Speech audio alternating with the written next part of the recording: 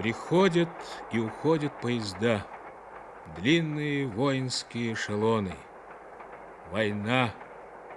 Напал на родную землю германец, выставил проклятый кайзер Вильгельм, закованную в железо армию, и вот едут молодые, наспех обученные новобранцы, чтобы сложить свои головы за веру царя и отечества.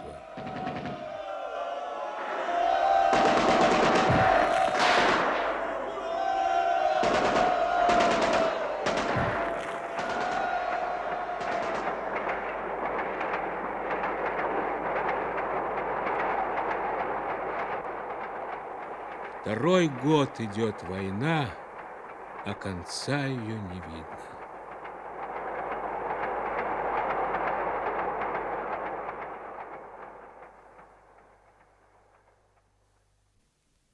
В верстах 20 от Киева, за лесом, за экономией пана Песковского, в глухой глуши, словно пристал к земле хутор Арсеньевых.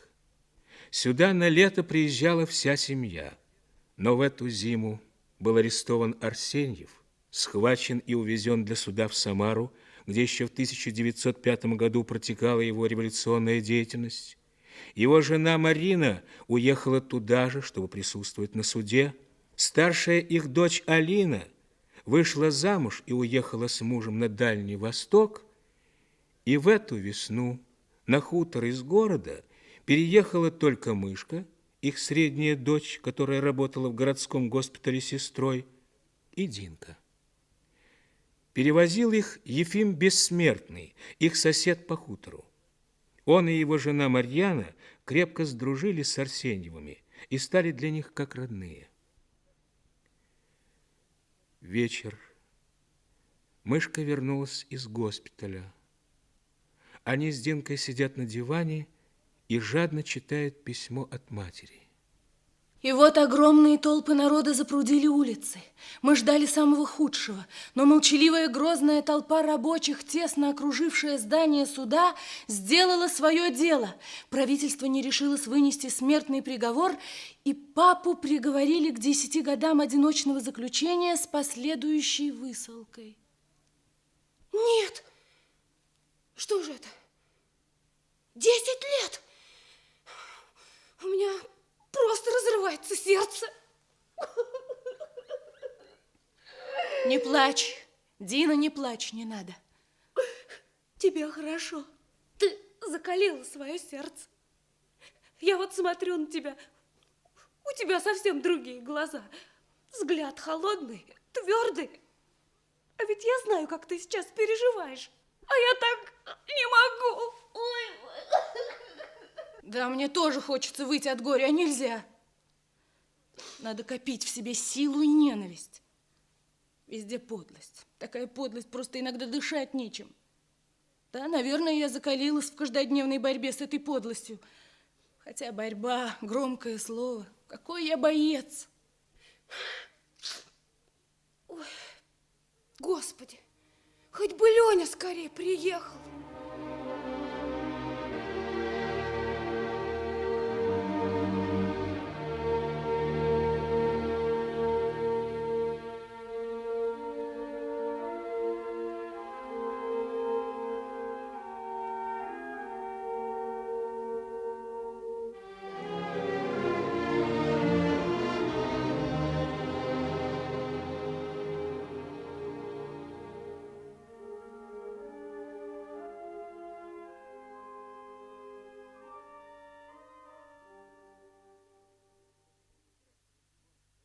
Утро.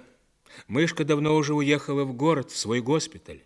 А Динка, позавтракав на ходу, торопливо шагает мимо дач к лесной опушке. В этом могучем укрытии леса она чувствует себя свободной и счастливой. Здесь совсем рядом живет ее подружка Федорка, дочь хуторского сторожа.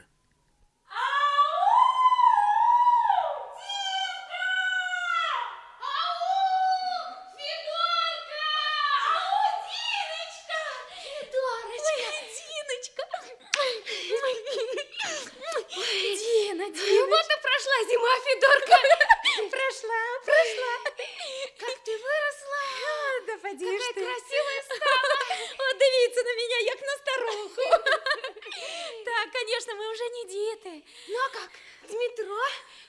ним? Ой, изболелось у меня сердце за него. А что?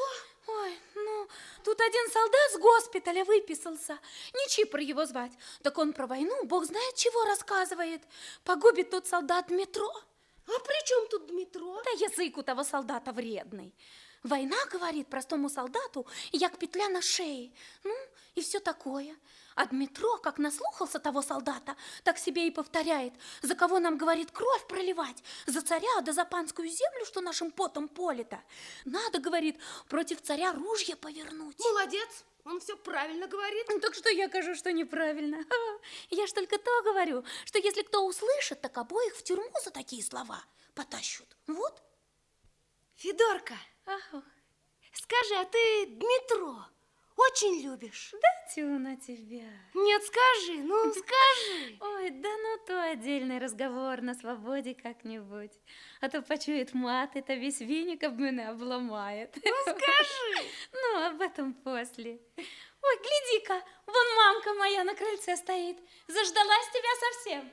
Пошли, пошли, пошли, пошли. Ой, мама, смотрите, кто к нам приехал. Диночка! Здравствуйте.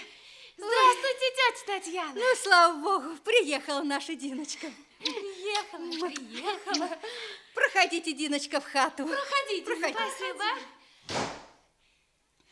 Ну, седайте, Диночка, за стол. Сюда, иди. О, спасибо. Седайте. Вот я кокосы вырастила и сама вытянулась, як тот тополек. Да вот и моя Федорка тоже подросла. Да.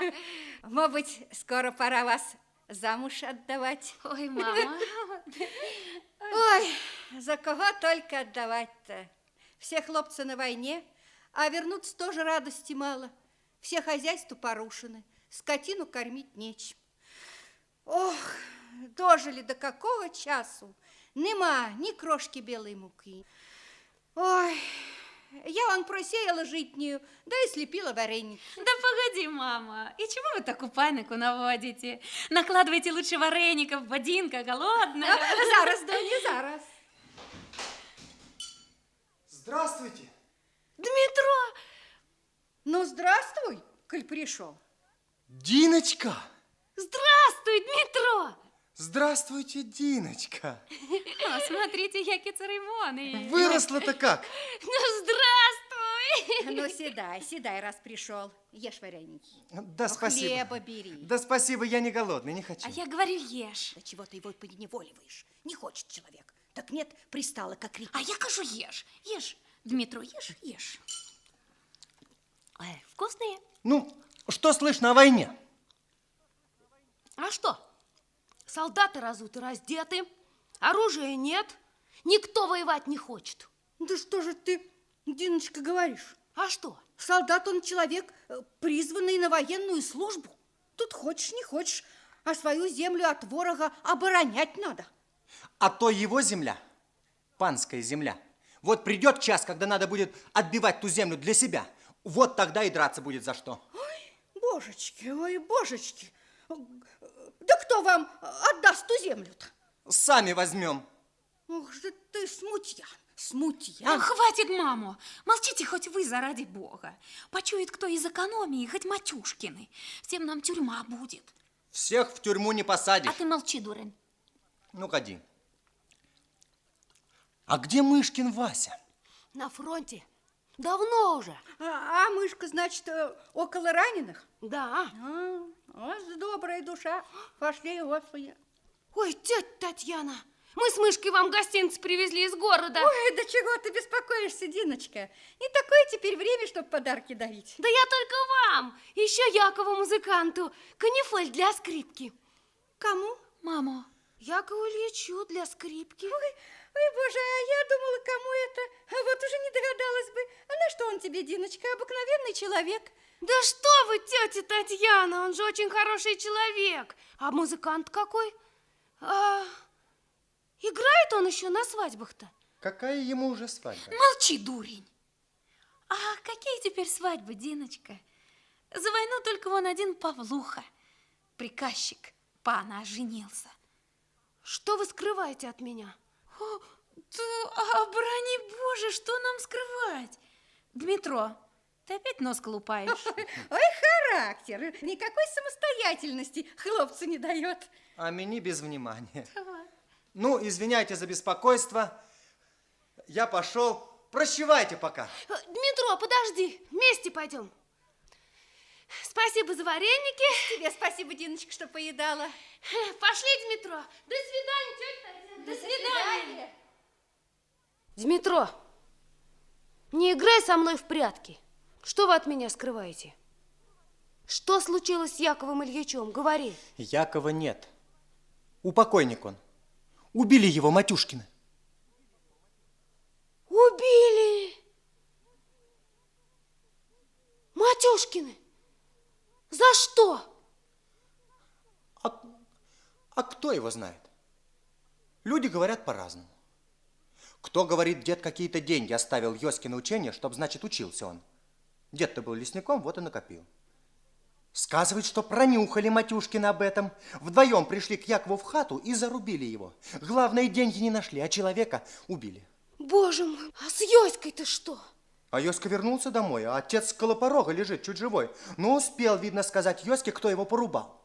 И Йоська как начал над отцом кричать и прямо на Матюшкиных показывает. Боже мой, боже мой! Ну, схоронили Якова. Студент тот, что с Йоськой занимался, сам пошел в полицию, чтобы, значит, на Матюшкиных показать. Показал? Ну, показал. А в скорости его, этого студента, в лесу нашли. Сильно суродованным, так что в нем и человека признать невозможно. Ну, бабы, конечно, испугались, чтобы Йоськи так же не было. Схватили хлопчика и тайком свезли в город. В город? Ну да, там вроде тетка Якова жила. Слепая, да хворая. Сама кое-как перебивалась. А тут еще Йоська. Она в скорости померла. А Йоська? А Йоська исчез. Сбег. А куда неизвестно. Видели вроде его на базаре. С босиками. Рваный да голодный. Значит, в городе с босиками. Так надо же найти его. И не думай. Выбрось из головы пропащее дело. Вот так-то. Почему? Да еще я тебе кажу. Ночью в тот лес не ходи. Не можно туда ходить. Почему? Скрипка там играет. Понятно тебе? Какая скрипка? Это Яшкина душа тоскует. Неправда это.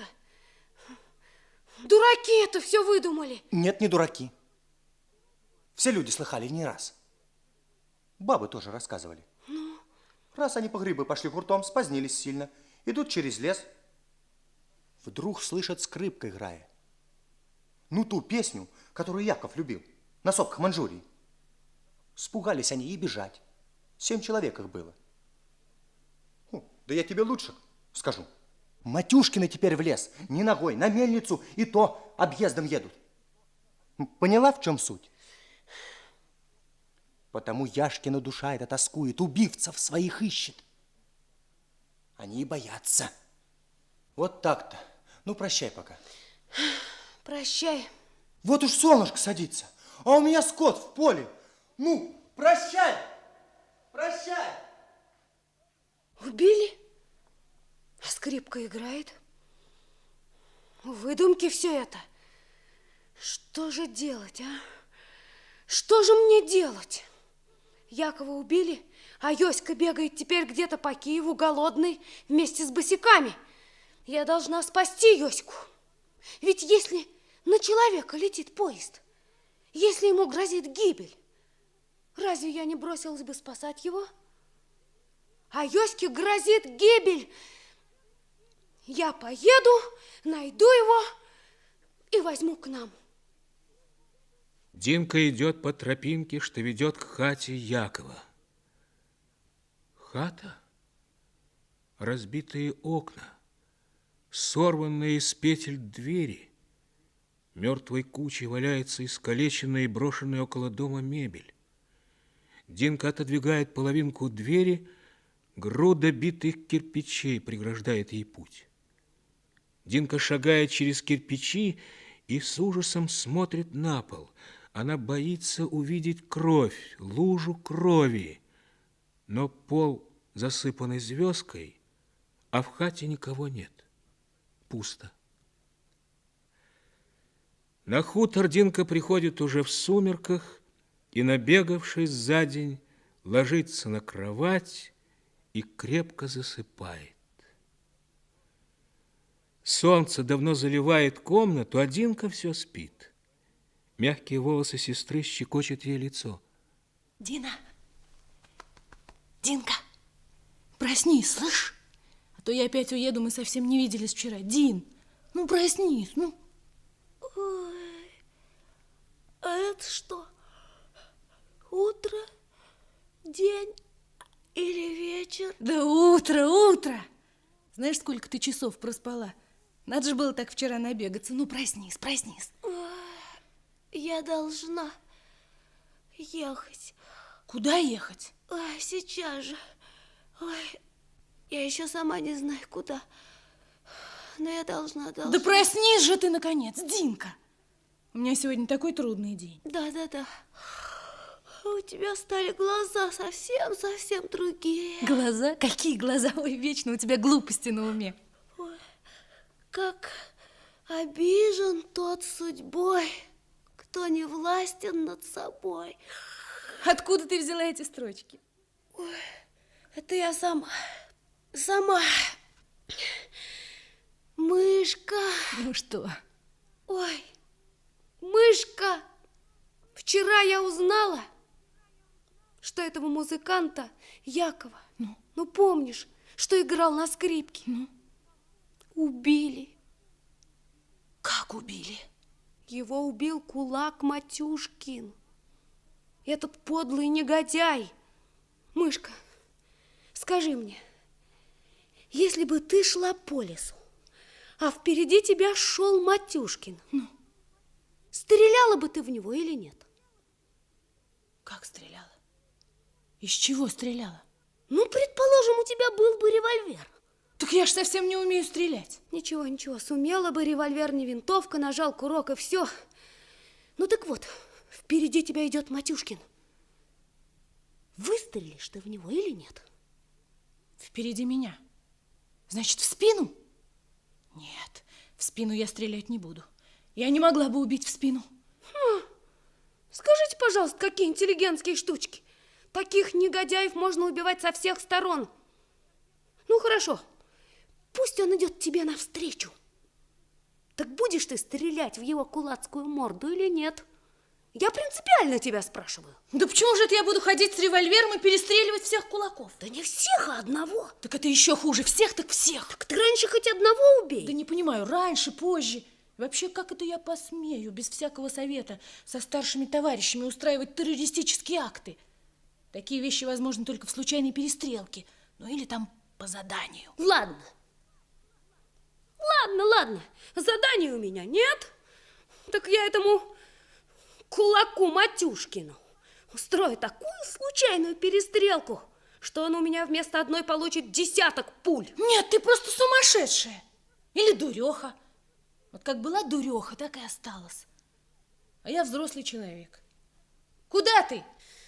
Съезжу на почту. Может, телеграмма от мамы или письмо от Васи. Да ты поешь сначала. Потом, когда приеду. Ой, ну когда ты отучишься от этого свиста? А зачем? Это же для Примы. Вон она скачет, посмотри. На почте оказалось только письмо от Васи с фронта. От мамы телеграммы не было.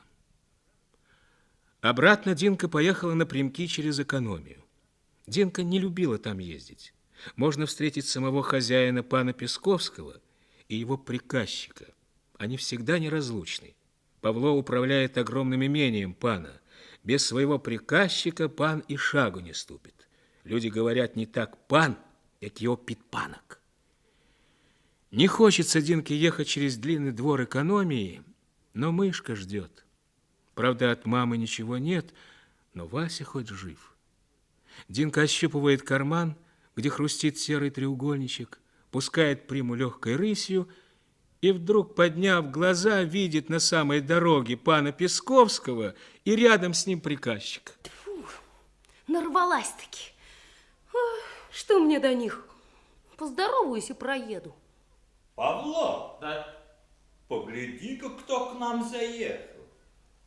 Здравствуйте! Здравствуйте, здравствуйте. О, я даже не узнал вас. Вы стали совсем взрослой панной. Ну, Павло, видно, мы здорово состарились, если даже не заметили, как в нашем лесу выросла такая синеглазая панночка. Да. А это все та же одноглазая прима, что меня купили? Ну, лошадь в прекрасном состоянии. Кто же за ней так ухаживает? Зимой Ефим, а летом я сама. Ефим? Какой ты Ефим, Павло? Да сосед ихний. Ефим бессмертный. Паночка, а вы все такой же лихой наездник? Но теперь уже нужно ездить в седле. У меня есть дамское седло, и сегодня же на правах соседа пришлю его вам. Нет, спасибо. Я не умею ездить в седле. Да это же очень удобно. Я могу дать вам несколько уроков, а потом это же гораздо приличнее для молодой панны. А я не хочу. Я буду ездить так, как я езжу. Вперед, прима! Одну минутку. Я же не хотел вас обидеть. Я не предлагаю вам покупать у меня седло. Я с удовольствием просто отдам вам его. В моем доме нет женщин. Оно совершенно лишнее. Так за что же вы рассердились? А я не рассердилась. Просто я не могу ездить боком.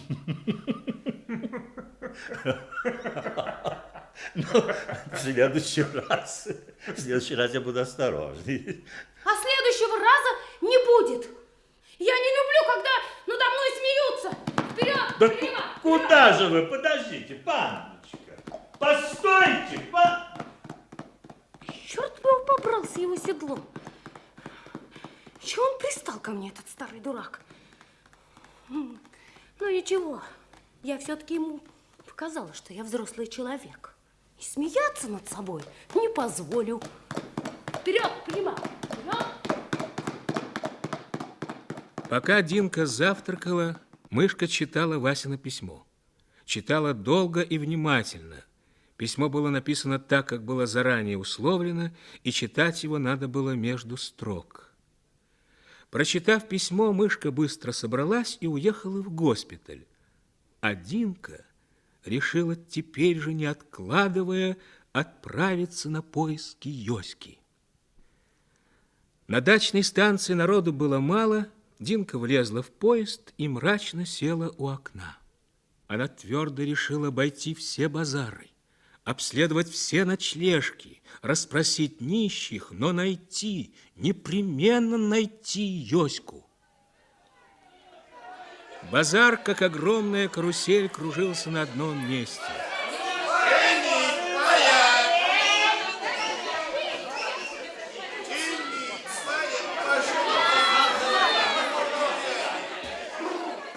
Динка увидела, как, сидя прямо на земле, кучка ребят играла в засаленные карты.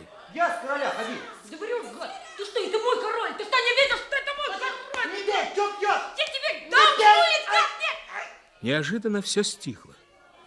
К кучке ребят подошел высокий, черный, как жук, подросток. Все было в нем черным. Черные волосы, черные брови, черные глаза. А ну-ка, мотайте отсюда. А чё мы? Ну чё ты? Ну что это жук? Я говорю, мотайте. А чё это? Понял, да вы какие? Подождите, подождите, подождите. А вы чего-нибудь ищете, барышня?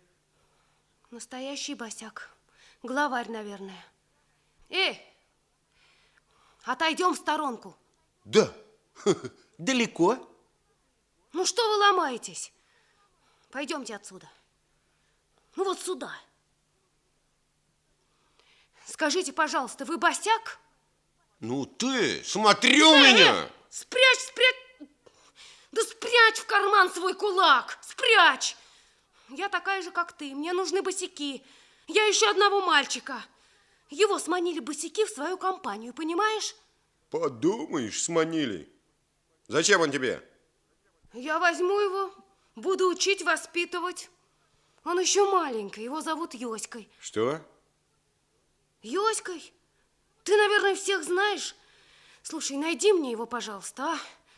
Постой, постой, постой. Йоськой, говоришь? Ага. Ну да, это кудряненький такой, да?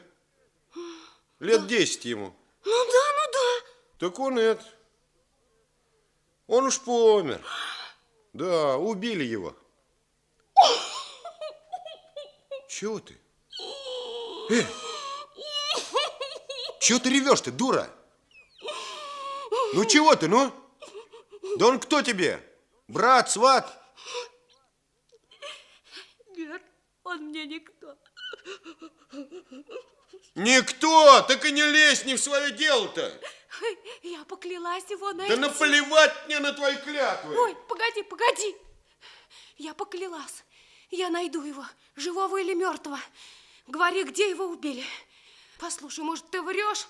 У тебя ведь ни стыда, ни совести. Да ты-то откуда знаешь, какая у меня совесть? Но ведь ты сказал, что на клятву можно наплевать. Сказал? Где же тут стыд и совесть? Я тебе сказал, дура! А я что? Я не человек, да? Говори правду. Жив Йоська? Я тебе уж сказал, нету, ну, нету. Чего тебе еще нужно? Убили его. На дачах, понятно? Сначала его отца убили, а потом и его. Ну, а ты будешь его искать. Смотри. И тебя убьют. Ясно? На дачах. На даче. Значит, правда убили. Правда. Ну, прощай. Прощай. Ну что ж ты, давай руку. Я с тобой прощаюсь. Так она у меня грязная. Это все чепуха. Прощай. Ну, прощай.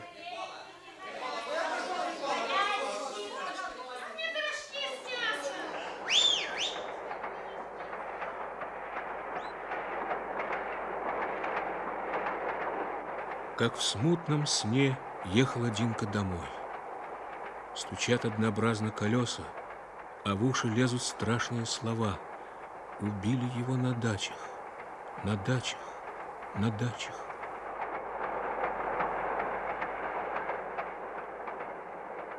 Опоздала я. Опоздала.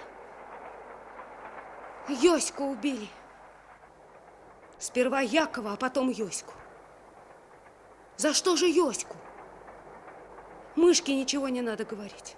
Нет, она и так видит много страданий. Да зачем говорить? Разве можно снять тяжесть со своего сердца и переложить ее на другого? Нет, нельзя и не надо. Человек должен сам, один, пережить, справиться с собой.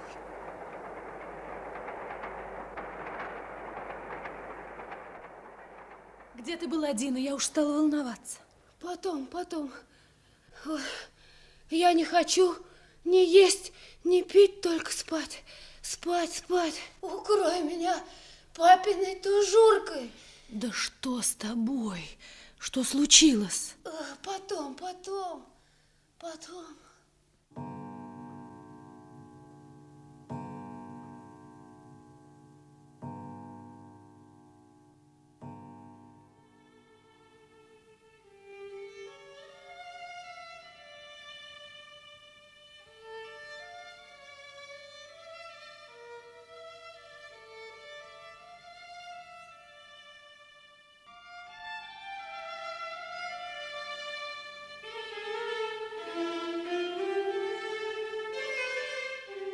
Опоздала я, опоздала. Куда ты опоздала, Динка? Ну что ты скрываешь от меня? Ну скажи мне, Диночка, ну что тебя мучает? Ну скажи. Потом.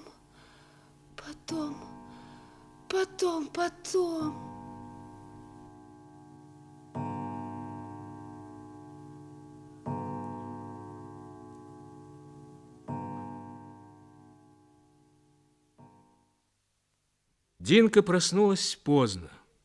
Мышка давно уже уехала, она сегодня целые сутки дежурит в госпитале. Динка одна, совсем одна со своими мыслями. Она не знает, куда себя деть. Зачем Леня скрыл от нее, что Яков убит? Если бы она, Динка, узнала, то сразу подумала бы об Йоське. Но Леня скрыл. Он ушел от нее.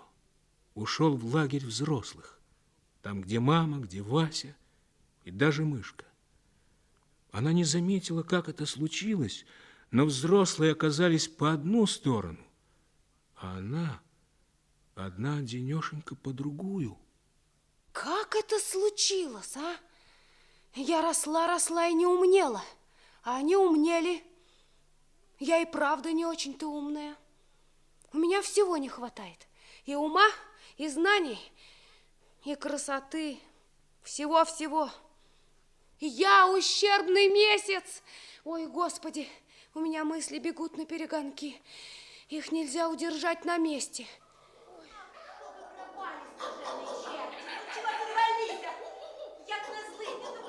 Марьяна. Здравствуйте, Марьяночка. Боже ж ты мой, ты наша Диночка приехала. Здравствуй, здравствуй. А ночи подросла ты за зиму. Ой, вытянулась я. Да. Только дюжа худа. Ну, що зробиш, як теперь война, настоящей пищи людина не получая? Ось я тебе тут молочком отпою. Ладно. А где же Ефим? Остался он в городе? Да не, он отвез Мышку и давно уже приехал. Сейчас, мабуть, на селе. Ой, слушай, Марьяна, М? ты слышала что-нибудь о Матюшкиных? А шо Матюшкины? Хоть бы их нечистая сила взяла. Ведь это они убили Якова, я знаю. Ай, а ты откуда знаешь? Да ведь Леня не велел же тебе говорить. Знаю. И про Йоську знаю. Ай, Йоську они тоже убили. Слышали про это? ай, батюшки, а в Йоське? Нет, не было такого слуха. Ай, они зверюги. Ну вот, помяни мое слово, придушит их покойник. Только они в тот лес не ногой. Скрипки боятся. Да какая там скрипка? Это все бабьи выдумки. Ай, нет, нет, голубка моя. Мне Ефим так говорил. Брешут, да брешут люди. А тут как поехали мы с ним на мельницу, да как послушали своими ушами, так и примолк. Ты сама слышала? Ну а як же ж? И я, и Ефим. Вот хоть у него спроси. Нет, это правда, то правда. Не к ночи будет сказано. Ночью? Известно, ночью. Днем-то не слыхать вроде. И мы с Ефимом ехали после полуночи. Да. Слушай, Марьяна, а где Прима? Да здесь где-то на лугу пасется. Ну ладно, ты иди домой, Марьяна. Ну? А я как стемнеет, спать лягу. Ефиму меня сторожить нечего. А то к нам приходи, а? Приходи, если тебе скучно станет одной-то. Приходи, Диночка. Да нет, Марьяна, я возьму Приму и покатаюсь. Да ну покатайся, покатайся.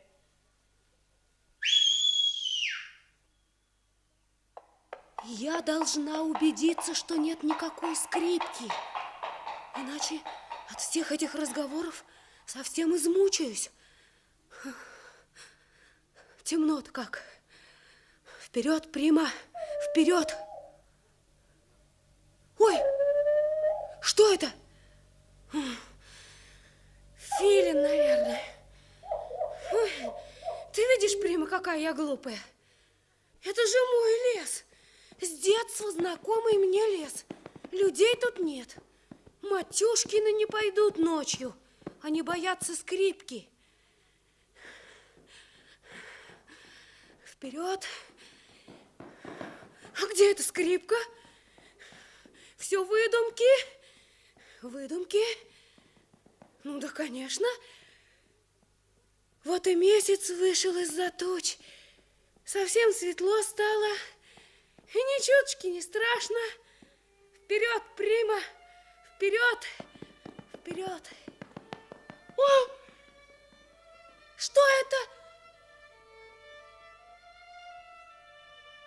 Скрипка! Да, скрипка играет в хате Якова. Но это же не Яков. Яков так не играл. Тогда кто же это? Кто? Стой! Прима! Стой! Динка соскочила с седла, выпустила поводья и, протянув вперед руки, как слепая, бросилась в хату. «Йоська!» – отчаянно крикнула она, вбегая на порог. Но что-то тяжелое, как бревно, обрушилось на нее сверху. В глазах у Динки помутилось, мелькнула коротко мысль Матюшкины, и сознание исчезло. Погоди, Да нет, она, я тебе говорю, она, ты взял, ударил. откуда я знал? Кто это?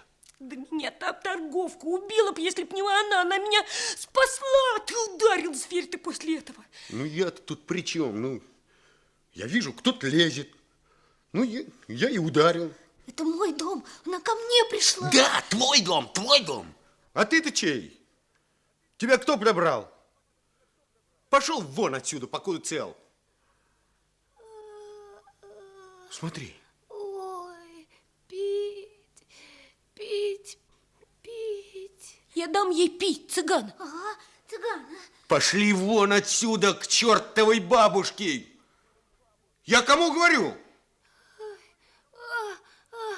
Ох, пить, пить, пить. Ну дай ей воды. Ну сам дай, цыган. Ну, сейчас. Пусти.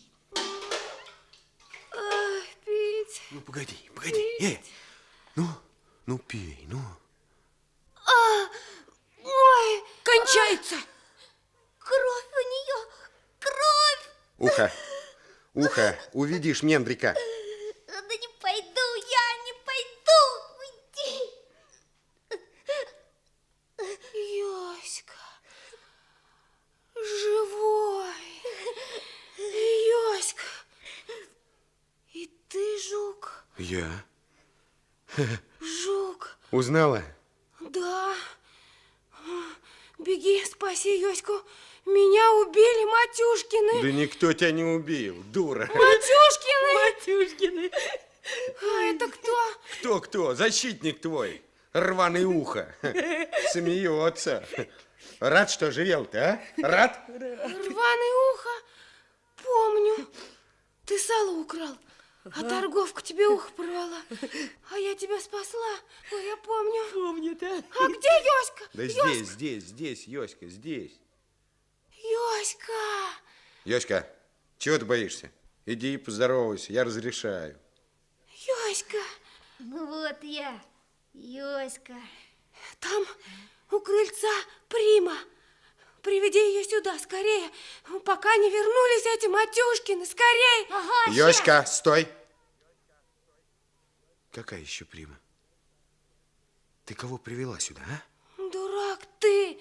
Прима, это моя лошадь. Иди приведи ее к крыльцу. Да? Ах ты, смотри, барыня какая, приведи ей лошадь. А ты не кричи. Мы с Йоськой уедем сейчас домой. Мне бы вот только бы встать как-нибудь. Ну, помоги мне встать-то. Я тебе не нянька. Ухо, ну помоги ей. Давай, держись за меня. Ой, Ну, ой, как боль. поднимайся потихоньку, давай. Ой, спасибо. У тебя ухо не болит? А? Да ну что ты, зажил уж, сколько времени прошло. Ну ладно, хватит.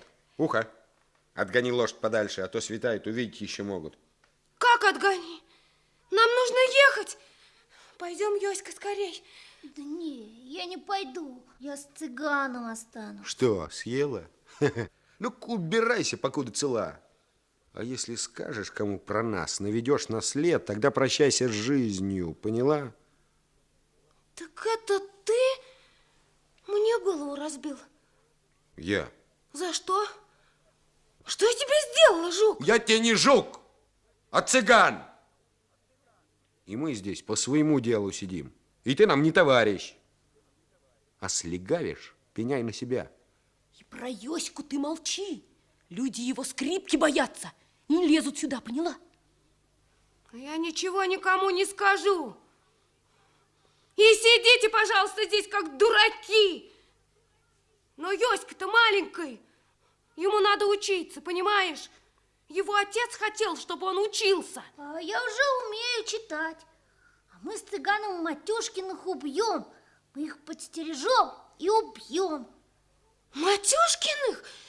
Я их тоже убью. Ну, во, как раз вдвоем с Йоськой, а? Уха, ты понял, а? Знаешь, Чего? ты здоровый, как дубина, а дурак. Ну, ты! Ты вон по базарам шатаешься, Ну? Йоську воровать учишь, а мог бы целый отряд собрать. Вон что по селам делается. Бедняков богатеи в бараний рог гнут, а тебе и дела мало. Герой. На девчонок только ты герой. Вот что я тебе скажу, чтобы им головы проламывать. Эх ты! А ну, катись отсюда, а то во враг выбросим. Не грози! Я тебя не боюсь. Дай мне воды. Ой, а то дома испугаются. Пойдем на крыльцо. Ну, идем. Ну, полей мне. Сейчас.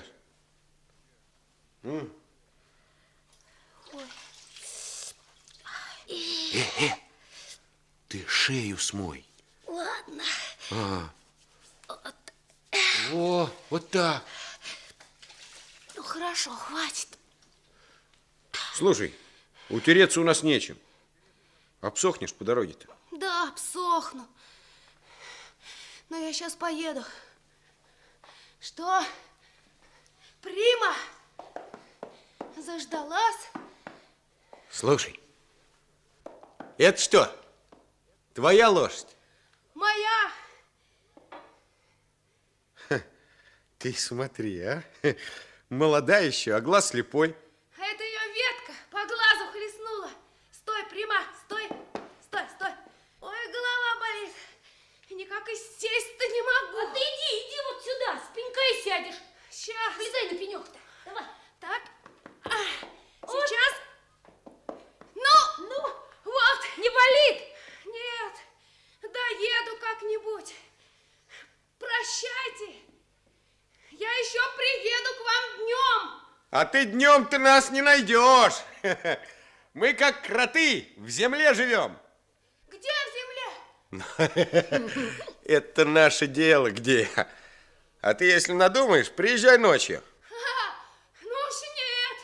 Чтоб ты мне опять голову проломил. Так ты знак подай. Покричи кукушкой, можешь? Ку-ку-ку-ку. Ха, конечно могу. До свидания. Йоська, прощай. Ухо, прощай. Пока. До свидания. До свидания. Я рада, что увидела вас. А то, знаешь, мне часто снилось во сне, как бежит за тобой торговка. И ухо твое больное снилось. Надо ж снился ухо мое. Жук, прощай. Я поехала. Прима! Вперед! Вперед! Прима!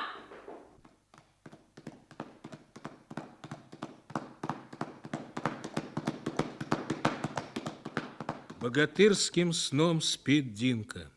Спит день, спит два. Так всегда лечит она свои немудренные болезни. Просыпается только поесть и ест с закрытыми глазами все, что дают ей Марьяна или мышка. Только на третий день ощущает она обычный прилив сил и, потягиваясь в постели, сонно приоткрывает то один глаз, то другой. Слух Динки тревожит приглушенные голоса на террасе.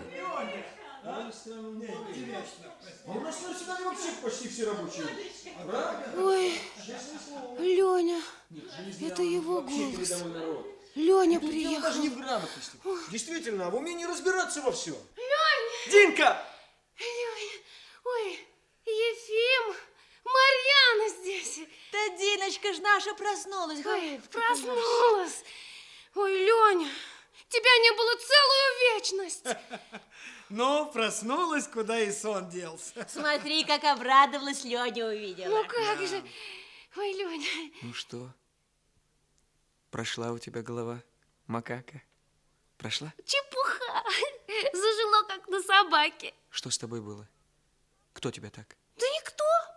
Фу, я зацепилась косами за ветку. Упала с лошади и ударилась головой о пенек. Динка. Ну, правда. Пойдем. Мне нужно много-много тебе сказать. Динка, ну куда ты его тащишь, Динка? Пойдем скорее. Ну, пойдем. Ой, это вечная эта Динка с секретами. Золото, девчина. Только вот дюже рисково. Ну, пошли, Марьяна. Бо Леня с дороги устал, мабуть, и есть хочет. Ой, божечка, то стоит же ж у меня с утра в печи такой борщичок хороший, ну як я знала, что Леня придет, то зараз я накормлю, то зараз. Ну, макака, давай выкладывай мне все, что у тебя на душе. Что случилось? Кто тебя так? Никто. Я же говорю, никто. Динка. Ну, упал с лошади, ударилась головой о пенек. Это я слышал. А по правде? Ведь я же все равно узнаю, кто это сделал. И не жить мне на свете, если я этого негодяя... Тише. Ты совсем с ума сошел. Тут некого бить, понимаешь? Некого, я сама во всем виновата. Как сама? Что, сама себе разбила голову? Ой, ну да выслушай ты сначала до конца всю историю. Только не смей меня перебивать. Что ты какой-то царапины пугаешься? И Динка начала по порядку свой рассказ о поющей скрипке, о поисках Йоськи, о своем ночном путешествии в лес. И вот, ты понимаешь, они все несчастные. И этот жук тоже, и рваное ухо. Их так много били. Они были вынуждены воровать. Но я должна спасти Йоську, понимаешь? А он любит этого цыгана, вот этого жука. И не захотел ко мне. И мне нужно вот посоветоваться с тобой, что мне делать. Что? Вот что, макака, ничего не делай без меня, слышишь? Пощади меня и маму, и мышку. Ведь если с тобой случится что-то ужасное, я не знаю, что я сделаю. Ничего не делай без меня. Теперь-то я вижу, конечно, я зря скрывал от тебя, что Якова убили. Но мы подумаем. Мы подумаем и решим. Значит, ты спасешь Йоську. Если не поздно, если удастся оторвать его от этой компании. Правда, ты сама сказала, что Йоська не пошел с тобой, потому что он привязан к этому цыгану. Да. Ну тогда, значит, надо начинать с цыгана. Пойдем к ним вместе. Это можно только ночью. Но лучше бы предупредить. Вот, понимаешь, а то жук может убить тебя. Убить? Да за что? Ой, потому что это хата, их крепость, их единственное убежище, о котором не должны знать люди. Понимаешь? По ночам они отпугивают всех скрипкой. А жук не знает тебя? Ну, в таком случае надо раньше познакомиться. Ну как? А если они задумали убить Матюшкиных, тогда что? Тогда это надо предупредить во что бы то ни стало. Они же сядут в тюрьму. Или их растерзают кулаки. Глупые мальчишки. Придумали чертовщину какую-то. Разве так надо бороться с кулачьем? Нет, Динка, нет. Я пойду к ним. Пойду один. И ничего они мне не сделают. Нет, сделают. Мы пойдем вместе. Только вместе. Леня, Дина, идите скорее сюда, от мамы телеграмма. Что случилось? Что случилось? А что она пишет? Вот, слушайте. Папа болен, хлопочу больницы, задерживаюсь, ждите письма.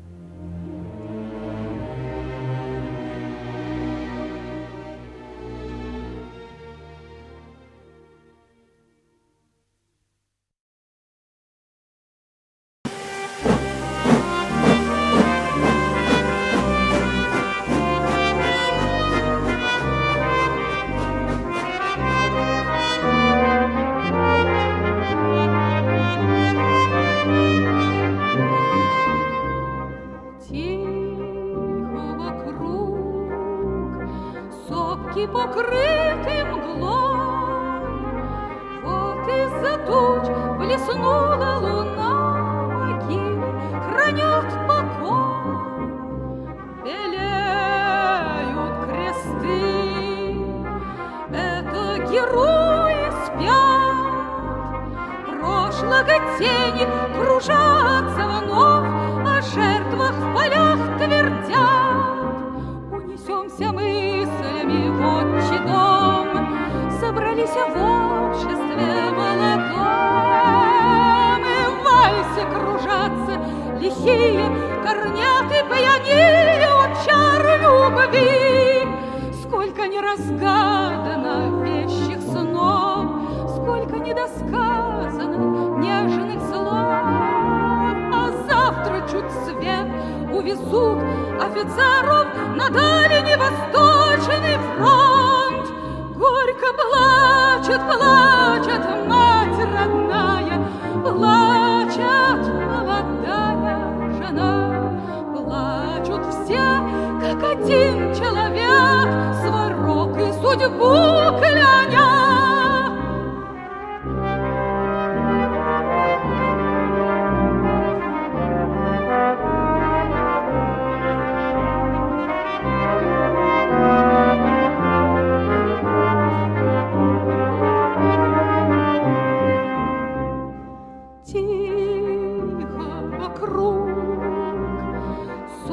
Покрыты мглой, вот из-за туч блеснула луна, могилы хранят покой.